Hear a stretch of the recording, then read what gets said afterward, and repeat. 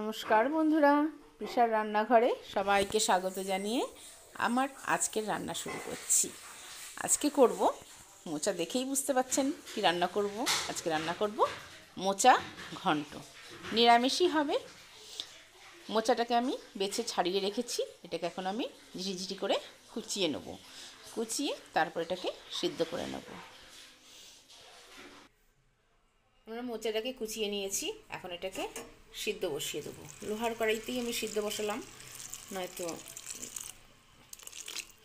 কষ আছে তো দাগ হয়ে যাবে। ওই জন্য লোহার কড়াইতে একটু লবণ, হলুদ আর সামান্য একটু সরষের তেল দিয়ে এটাকে আমি সিদ্ধ করে নেব। একটু লবণ দিয়ে দিলাম, সামান্য একটু হলুদ দিয়ে দেবো, আর একটু সর্ষের তেল দিয়ে দেবো যাতে কড়াইতে আঠাটা লেগে না থাকে, সেই জন্য। এবার আমরা 5 থেকে 7-8 মিনিট এটাকে সিদ্ধ করে নেব। আর এটা হচ্ছে বিচে কলার মোচা। বিচে কলার মোচাটা খেতে খুব সুস্বাদু হয় এবং সুন্দর গলেও যায়। দেখবেন আপনারা যদি বাজারে গিয়ে চিনতে না পারেন বিচে কলার মোচা কোনটা, বিচে কলার মোচাটা একটু মানে মাথার দিকটা সরু, পেটের দিকটা মোটা মতন হয়, আর এটার গায়ে একটা পাউডারের মতন সাদা সাদা পাউডার লেগে থাকে, সেটাই হচ্ছে বিচে কলার মোচা। আমি এটাকে সিদ্ধ করে নিয়ে আবার আমি আসছি রান্নায়, তারপরে এটাকে আমরা রান্না করব। আমাদের মোচা সিদ্ধ হয়ে গেছে, মোচাটা জল ঝরাতে দিয়ে দিয়েছি। এখানটায় 2 টুকরো আদা আর 2টো কাঁচা লঙ্কা আমরা এর মধ্যে বেটে নেব। শিলে বেটে নিলেও হয়, আবার এতে থেতো করে নিলেও, ভালো করে থেতো করে নিলেও হয়। আমরা এটাতেই ভালো করে থেতো করে নেব। আমরা ভালো করে লঙ্কা আর আদা এর মধ্যে থেতো করে নিয়েছি, আর আলু ছোটো ছোটো করে টুকরো করে কেটে রেখেছি। এবার একটা মশলা গুলে নেব। ছোট এক চামচ জিরে গুঁড়ো, 1 চামচ ধনে গুঁড়ো, পরিমাণ মতন হলুদ দিয়ে এটাকে আমরা জল দিয়ে একটু গুলে রেখে দেবো।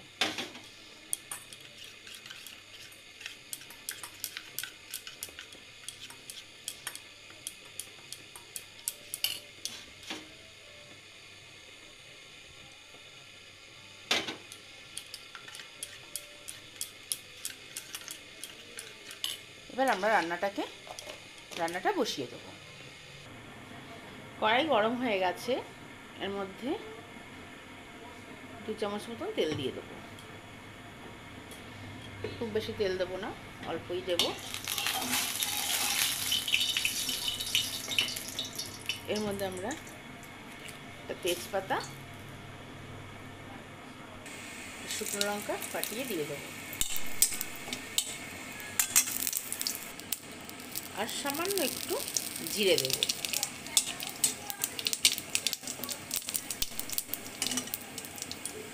হয়ে গেলে আলুটা দিয়ে দেবো, আলুটা দিয়ে লাল লাল করে ভেজে দেবো।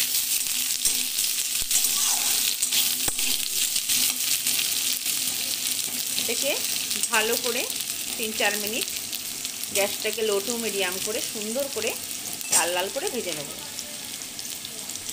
আলুটা ভাজার সময় এর মধ্যে সামান্য একটু লবণ দেবো। আলুটা ভাজতে ভাজতেই অর্ধেক সিদ্ধ হয়ে যাবে। আর দেবো সামান্য একটু হলুদ, তাহলে আলুর কালারটা সুন্দর আসবে।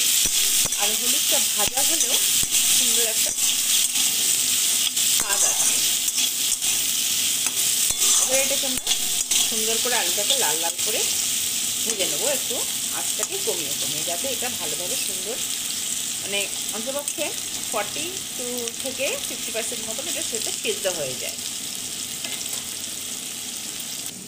আলুটা আমাদের ভাজা ভাজা হয়ে গেছে। এখন আমরা এর মধ্যে লঙ্কা আর আদাটা ছোটো করে রেখেছিলাম সেটাকে দিয়ে দেবো।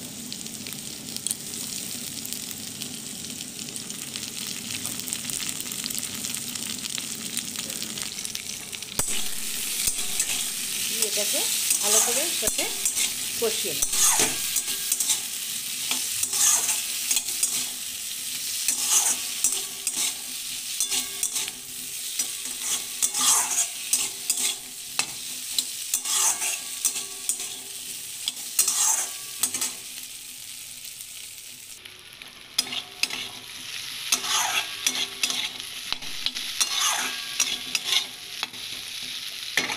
সাথেই এবার আমরা যে মশলাটা গুলে রেখেছিলাম, হলুদ, জিরে আর ধনে গুঁড়ো, সেগুলোকে এটাকে দিয়ে দেবো।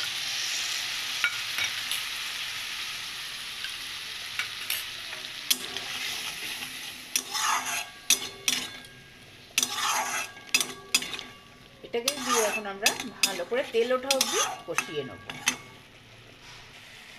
কালারটা সামান্য একটু ভালো লাগার জন্যে সামান্য একদম মানে ছোটো চামচের 4 ভাগের 1 ভাগ একটুখানি কাশ্মীরি লঙ্কা দিলাম, আর একটু চিনি দিলাম। কষানোর সময় একটু চিনি দিলাম যাতে কালারটা সুন্দর আসে।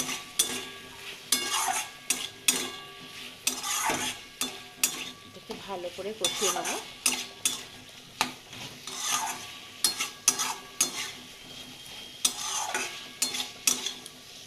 কেননা আমাদের মোচা তো সেদ্ধ করাই আছে, আলুটাকেই একটু সেদ্ধ করে নিতে হবে ভালো করে। এই কষানোর সাথে সাথেই এটা ভালো করে যেন কষে যায়, মানে নরম হয়ে যাবে আলুটা, সেই পর্যায়ে যেতে হবে। আমাদের আলুটা সুন্দরভাবে কষা হয়ে গেছে, সাইড দিয়ে যে তেল উঠছে, এর মধ্যে এখন আমরা মোচা সেদ্ধটাকে দিয়ে দেবো।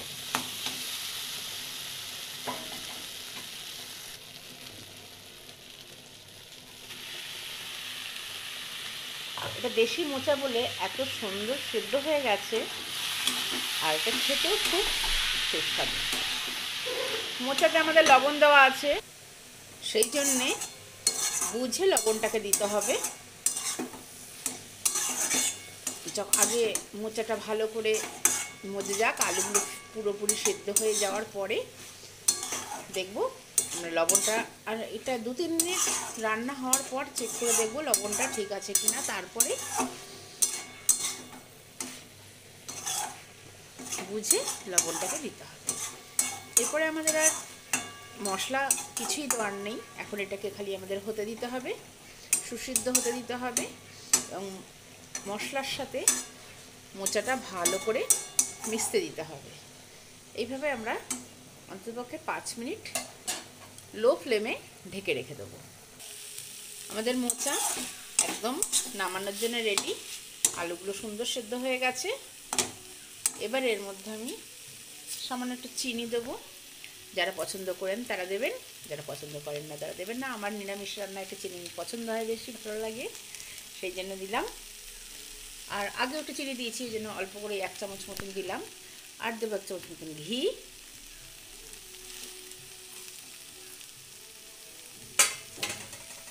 আর দেবো একটু গরম মশলা।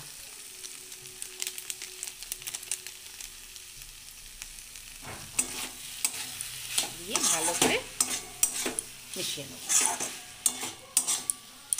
একদম খুব সহজভাবে, কোনো মশলা বাটাবাটির ঝামেলা নেই।